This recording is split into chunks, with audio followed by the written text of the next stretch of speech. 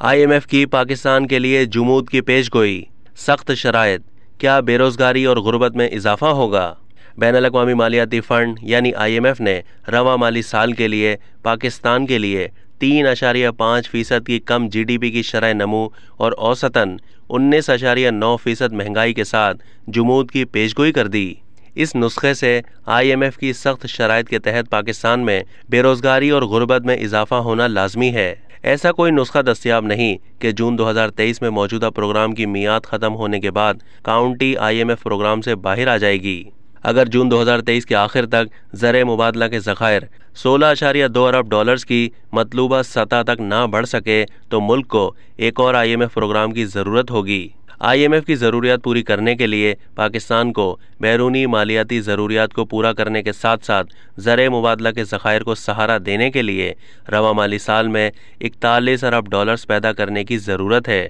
جس کا مقصد کسی بھی غیر ضروری بیرونی جھٹکوں کا سامنا کرنے کے لیے ایک روک پیدا کرنا ہے۔ آزاد ماہرین اقتصادیات نے اپنے خدشے کا اظہار کیا کہ اگر رواں مالی سال کے اختتام تک زر مبادلہ کے ذخائر کو 16.2 ارب ڈالرز کے مطلوبہ نشان تک نہ بڑھایا جا سکا تو پھر اگلے مالی سال 2023 سے 2024 میں ایک اور IMF پروگرام کی ضرورت ہمارے دروازے پر دستک دے رہی ہوگی، جب نئے عام انتخابات ہوں گے اور نئی حکومت مینڈیٹ حاصل کر کے منتخب ہوگی۔ IMF پروگرام کی بحالی نے کچھ انتہائی جری اہداف کو بھی ملا دیا، جیسے گرتے ہوئے مجموعی زر مبادلہ کے ذخائر کو بڑھانا، جیسا کہ اسٹیٹ بینک آف پاکستان کو ذخائر کو 7.8 ارب ڈالرز کی موجودہ سطح سے 16.2 ارب ڈالرز تک لے جانے کا ہدف دیا گیا تھا، جو جون 2023 کے آخر تک ذخائر کی پوزیشن میں 8.4 ارب ڈالرز کا اضافہ حاصل کرنے کی ضرورت کو ظاہر کرتا ہے۔ اگرچہ توسیعی فنڈ سہولت کے تحت